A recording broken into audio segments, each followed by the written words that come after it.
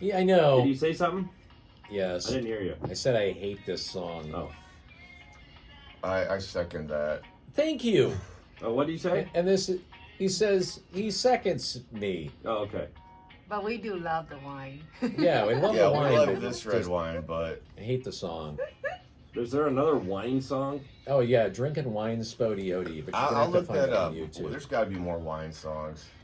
Yeah, there's one by Dean Martin too. Little old wine drinker me, I think is what it's called, or something like that. All right, guys, we're still in Italy. We are in the Veneto region, so this is kind of north. Think of like Venice, Milan, that area. Mm-hmm. And this is the 2019 Tedeschi is the winery. It's the Valpolicella, so this is the name of the region in the Veneto. Okay. It translates as the valley with 100 cellars. Valpolicella, you can kind of see. And this bottling is called the Maternigo. So this is a classic blend from that area. So the grapes are different, which is why you're kind of figuring out when you taste it, like, I don't know about this. So they're using Corvina grape 40%, and actually 40% Corvinone and Rondinella 20%. And those are indigenous to that area and just very clear, beautiful fruit notes. And this is bone dry. It needs food. But these are fantastic. Really heavy on the cherry influence. And there's no cherries in it, but it's like, yeah, there's cherry there that I'm tasting for sure. You get all that cherry fruit in the middle, and then the tannins the sneaky tannins come in on the back. Sneaky tannins. I like that term. They're sneaky tannins. I like it too. I don't know. I'm on the fence with this. Probably if there was food to go with it, I might have a different take on it. Try some cheese. What did this pair with? You said just what? Just cheese? Any, like, this would be with any rich, like, beef dish. I mean, you name it. But it's, St. Patty's Day. yeah. No, you've found your St. Patty's Day Italian wine. Yeah, there you go. Yeah, that is better. Because by itself, I'm not enamored with it. Well, here's the thing about Italian wines. You can, when you're talking especially Italian reds, they don't drink these on the porch. They always have them at the table. So you don't drink them on their own. They're designed for food. Now, wines here are designed to just put in a glass, but, well, they're designed for food, but every Italian red, basically, that you can think of is designed for the table because that's how they would drink them there. That's why, like this one, the acid is very high. The tannins, like, you kind of need something to eat to balance all that out. Okay, and so, if you're price pointing this type of wine, what do they normally? A good Valpolicella, I mean, it's definitely gonna be less than $40. But they do call Valpolicella like a value wine. Right, so I mean, Yeah. you can find them, I'd say, like between 20 and 40. Mm-hmm. If you start to get above that in the price point, then you're gonna buy something like what we're about to give you, this Amarone. Mm-hmm. Because if a last Valpolicella one. is getting to be like $80, you would just buy Brunello or Amarone. Yeah. But yeah, it's a lot simpler wine than the first one. It's more powerful, but then we're gonna move on to like the big brother. Okay, and while Dawn is doing the pouring, you've got the Italian wine tasting event this weekend. Is that Saturday? Sunday. It's gonna be Sunday at 5 o'clock. Yeah. We close the shop, kick everybody out that doesn't belong. Well, the Get reason, rid of the outsiders. well, if somebody is doing a presentation, you can't have people filtering in and out. It's got to be, he's on stage, he's talking, he's moving table to table. Yeah. But there's other wines that'll be in this lineup. There's actually a sparkling and a really nice white wine. That's good for me. Yeah, And- they've got, Can I get it's a a glass? really, There you really go. nice lineup. I only brought 3 because we have time, but I think people should come down. You won't just taste the wines, but you're going to learn about the wines. And how much are tickets for this? Tickets are, what did we put them at, 45? So 45 for non-wine club member. That's why you join and the then wine if you are club, a wine club member, it's 35. 35. And then it's going to be 6.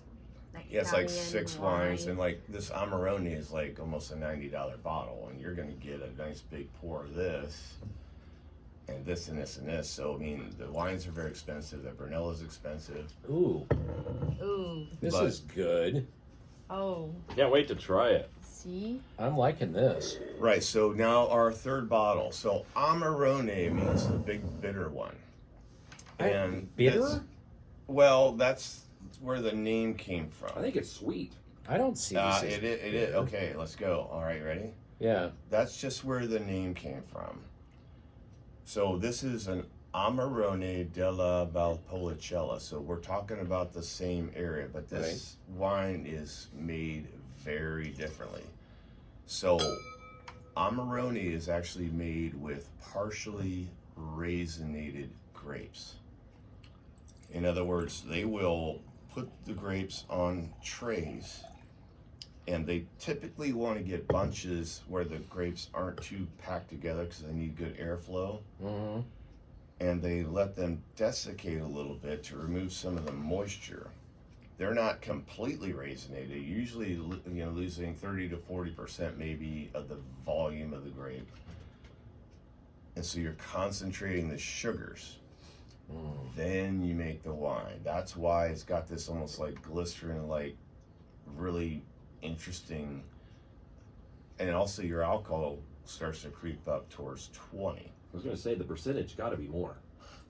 It's definitely higher. And there's a minimum. I forget the exact figure, but it has to have a certain. Okay, so let's go over this. So this is from a company called Buglioni, and this is the 2019 Amarone, and they have a bottling name. It's the Il Lucirioso. This is from the Classico region. There's a couple different sub-regions in Amarone. When you see the word Classico on an Italian wine label, it actually has a legal meaning. That's the original area with the best vineyards. Mm. And so, let's say like Chianti Classico, right? If you had the best vineyards and then all these other jokers start making Chianti and try and steal your thunder, well, I have the best vineyards, so they kind of petition to get that on the label. So it's made with raisinated grapes, and this particular one is 60% Corvina, 20% Corbinone, 10% Rondinella, 5% Croatina, and there's a very odd, like esoteric grape here. This is 5% Osalata. 2 years minimum aging. There are reservas that are aged 4 years, but those get hyper expensive. For the money, this is actually extremely good. Because Amarone's if you read any wine book, they're going to have a section about Amarone. It's famous. Mm-hmm. So people go to the wine shop, heard about this wine, I want to try it. And then they look at the price. And then they go, I don't want to try it. Well, so that's why they have $30 to $40 Amarones out there to like, it's like a lure to get their money. That's your entry level Omarosa. Not even entry level, they just totally suck. No, it's like stewed, cooked, nasty fruit. But people buy it because they see the name, and they're just getting those people. They're getting money from the people that don't want to pony up for the real deal, because they don't know what it is, right? Yeah. So there's always that. But these are amazing. They can age forever. So the one that you brought in here, what was the name of the So the producer is Buglioni. Buglioni? So what does a bottle of this go for? That's, I think about 70 some. yeah, it's in the mid 70s. Mm-hmm. Yeah. And that's like, for what that is, I've had more expensive ones that were not as nearly as good. good as this, and Yeah. anything cheaper than this totally sucks. Like, and I'll bring a bad one in one of these days, and you'll be like, "Oh my god, that tastes awful," but it says Amarone on it. So my suggestion is like, I don't find good ones very often because of that fact that people don't understand. Think about, and I'll show you a picture. We'll post it later of all these trays of grapes as far as the eye can see, laid out, drying. Mm-hmm. And you have And to that take it at takes- the right time. That too. takes a lot of time, and it's labor intensive, so it's not gonna be cheap. And that's just the way Reality it's of it. made. Correct. But yeah, these Yeah, because are. you get if you're not making some profit on it, you're not going to be able to do it very long. I mean, what money are you making while these grapes are drying? And that takes time. They have to do it slowly and with the perfect conditions. You're not selling bottles while those grapes are sitting there shriveling up, right? But yeah, what do you think of this one? I like it. Gary, what's your opinion? You know what? Obviously, I like the first one better. Very, very dry. See, I didn't notice the dryness that much. And My yeah, mouth, my mouth is fruit dry. is so much The that reason you almost is feel like it's not When dry. you raisinate those grapes, you feel that like kind of sweet layer cut through the middle. Yeah, I find it to be. Maybe it's dry on the end, but it's real. It has a juicy quality. Right, about it it's that from I the really raisinated like. grapes. You can kind of, now that you know they're raisinated, that fruit layer in the middle, there's a sweetness to it. Yeah, And that's coming from the production process. That's why these are so interesting, because they're dry and sweet at the same time. And the nose, like it almost has some warm spice, like nutmeg and okay. Yeah, I get that. yeah. That makes sense. The nutmeg. Okay, we've just got about a minute left. So, Sunday you've got the wine tasting event that is going to be starting at 5 p.m. Yeah, there's a And- few seats left, and I don't know how many, but there's not many seats left, and you're getting an Italian wine expert, and there's like probably 6 wines there. If It's you're gonna be a gonna ton come of down fun. from Eugene, it's better to call first. Well, just if in you case just we- secure your spot and Yeah. call us at the Secret Wine Society before everybody else does. Okay, and quickly give that number out just in case people don't know what that is. My wife's like, 541-529-2200. Okay, 541-529 2200. 2200. And that is the Secret Wine Society, the Italian wine tasting event coming up at 5 o'clock on Sunday. It's gonna Get your be tickets epic. now.